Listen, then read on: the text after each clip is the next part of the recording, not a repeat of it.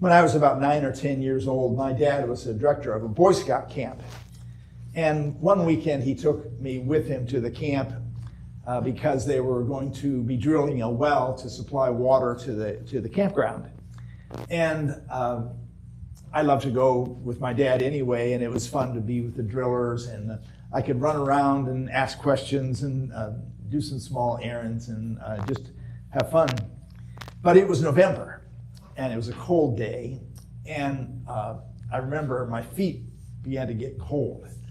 And I told my dad, "Daddy, my feet are cold." And he said, "Well, go run around and get your blood flowing and your feet will warm up." So I did. I ran around, but they were still cold. And they got colder and colder. I went to my dad and said, "Daddy, my feet are freezing." And he could see that I was hurting. So he took me to the car and turned it on and ran the heater. He took off my boots, my leather boots that I love so much. And he said, "Well, no wonder your feet are cold. These boots are too small and it's constricting the flow of blood to your feet. You've grown right out of these boots."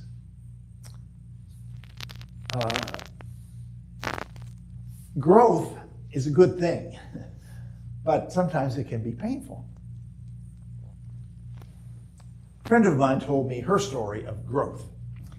She grew up in a small town in West Virginia, and when she was 18, she married her high school boyfriend, had a couple of kids. They moved to Alaska where he was working on the pipeline. And while he was away working on the pipeline, she got bored. So she started taking some classes at the community college. And it was just so exciting to her to learn the subjects that she was studying in college. And when he would come home for a break, she would try to tell him about the wonderful things she was learning. And he wasn't interested. He just wanted to sit in his chair and watch the TV.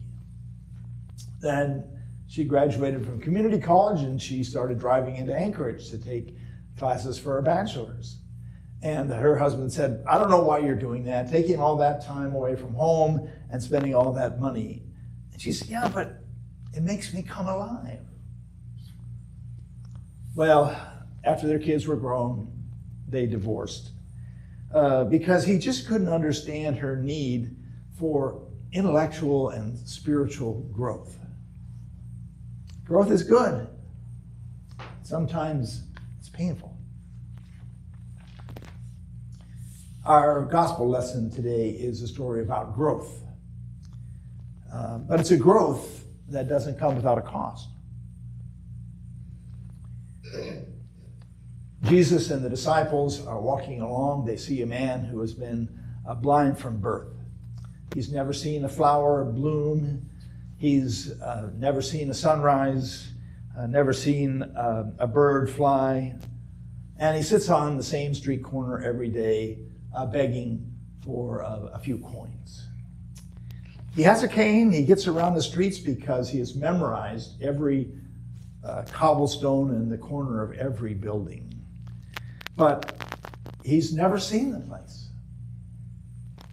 And one day, Jesus and the disciples come by, and Jesus stops in front of him and spits on the ground and makes some mud out of his spit and the dust, and he puts it on the man's eye, and he tells him to go to the pool of Siloam and wash. And off the man goes. And when he comes back, he can see. For the first time, he can see the color of the buildings and the shape of the cobblestones. He can see the faces that he knows by heart, the people that he knows by heart.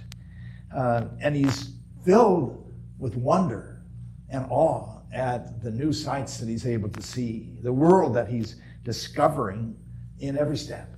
So he's growing in every possible way.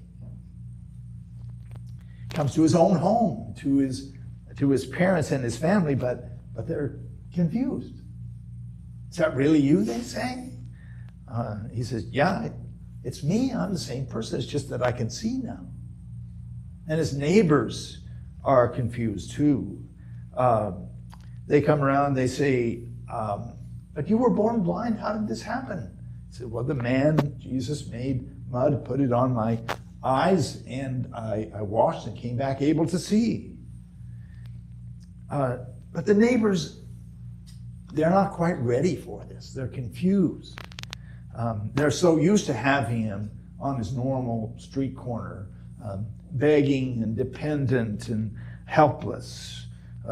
So they don't know what to do with him. And they're threatened by the change. Change is hard. We liked you better when you were on the street corner.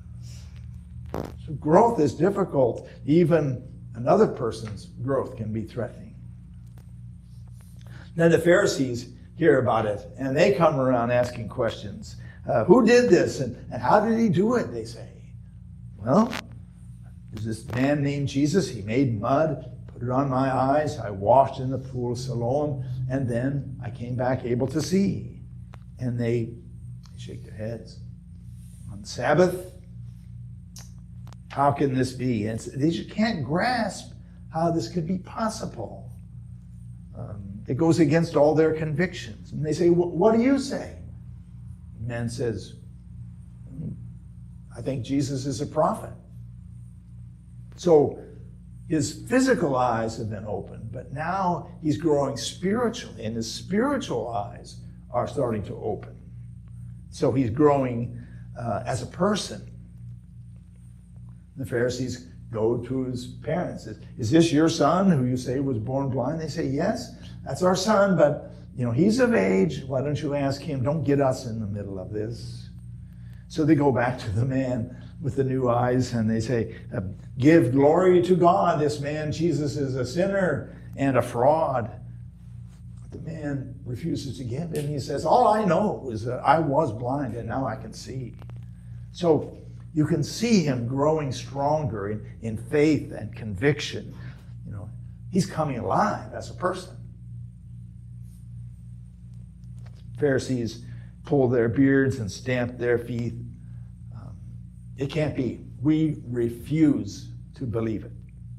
So the evidence of the love of God is right there in front of their eyes, but they choose to reject it. Then Jesus finds the man and he asks him, do you know who I am? He says, no, I've never seen you. He says, I'm Jesus who healed you. And the man says, I believe, and he worships him. This man has lost his friends. His neighbors have become strangers. He's been thrown out of the synagogue, and his own parents don't know what to do with him. His world has been turned upside down, but he has come to believe in Jesus, the Son of God. He has grown as a person, and his eyes have been opened both physically and spiritually. Growth is a good thing, but it comes sometimes at a cost. It can be painful. The Pharisees, on the other hand, have refused to grow. They've refused to step out of their comfort zones. Some of them come to Jesus and they say, we're not blind, are we? And he says, by your question, you show that you are. They are blind, spiritually blind. Well, think about the times when you have experienced the most spiritual growth. And I'll bet for a lot of us, it's times that have been difficult for us. Times when we've been going through some kind of crisis or some kind of self-examination, and those are exactly the times when we are able to see things anew and accept new spiritual realities. I know for myself, it's easy to become complacent. I get used to my old patterns and my old ways, and I'm not able to see things new again. So it's important for us every so often to stop and think about whether we can see what God has in front of us. It's the fourth Sunday of the season of Lent, and it's a good time for us to re-examine where we are in our spiritual lives and see what God is doing and what we need to open our eyes to.